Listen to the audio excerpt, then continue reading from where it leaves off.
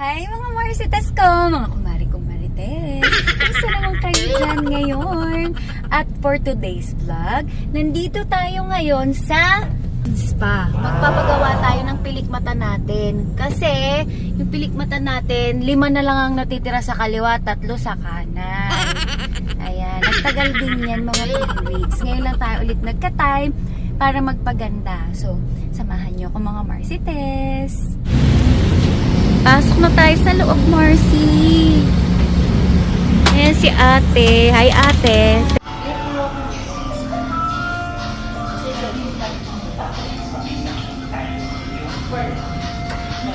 So, ayan yung mga services nila, Marcy. I-post nyo na lang.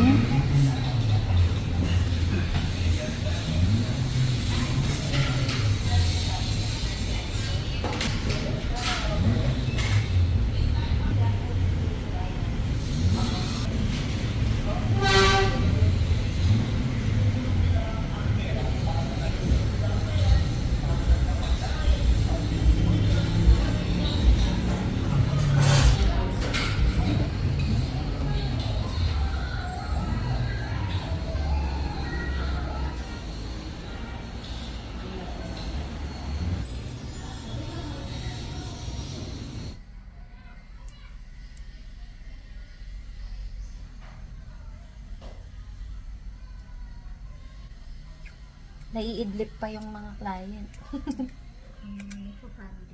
Oo. Okay lang ma'am, patikip na po ako. Sige. Malagyan kasi na. Ayan. Oo, fresh na siya. Tanggal na yung fake. Wash ulit, tapos kabit na tayo, ate. Thank you, ate. Hey! Ano yun? Sino to? At ayun na nga mga Marcites ko, mga kumari-kumarites. Merong nasama dito sa nagsundo sa atin. Say hi, Jonah! Tapos na nga tayo magpalashes. Ayan, kitang-kita mo naman yung pinagkaiba. Oh. Yung before and after, o diba? Ang ganda na kahit hindi ka na mag-makeup, kahit hindi ka na mag-effort mag-makeup, ligo ka na lang, suklay, tas labas ka na. Eto nga pala, Marcy, sa mga Marcy ko rin na mahilig magpa-lashes. Yung lashes na pinalagay natin is human hair, tapos 5D. So, mga Marcy, ito trivia lang sa mahilig magpa-lashes dyan. Ang lashes kasi, meron siyang 2 klase. Isang synthetic at saka isang human hair. Ang pinagkaiba nila is yung synthetic is, sabi ni ate, mas mabigat daw siya at plastic. Made ng plastic. Samantalang yung human hair naman, hindi porke sinabing human hair siya, galing na siya sa buhok ng tao. Kumbaga parang siya lang yung close to human hair na malambot at mas magaang compared kay synthetic. Ang Marcites nyo, syempre, ayaw sa plastic, kaya doon tayo sa human hair. So, 5D human hair yan. Ang 5D naman, sabi ni ate, ang pinagkaiba niya sa ibang lashes, siya yung makapal, pero lightweight siya. For example, yung classic na human hair, ang isang strand niya is isang piraso lang talaga kada kabit. Unlike yung 5D, ang isang kabit niya, meron siyang 5 nakaganon, 5 paypay. So, ayan siya, Marcy. Ganda. Kaya sa mga Marcites ko na gustong magpalashes, gustong maitry yung gawa ni Ate Camille, thank you so much, Ate Camille. Pwede niyo siyang puntahan dito from Monday to Sunday, pero ang day off ni ate is Wednesday. Pero open sila Monday to Sunday, 10 a.m. to 7 p.m. dito sa Pamper Lounge Nail Salon and Spa.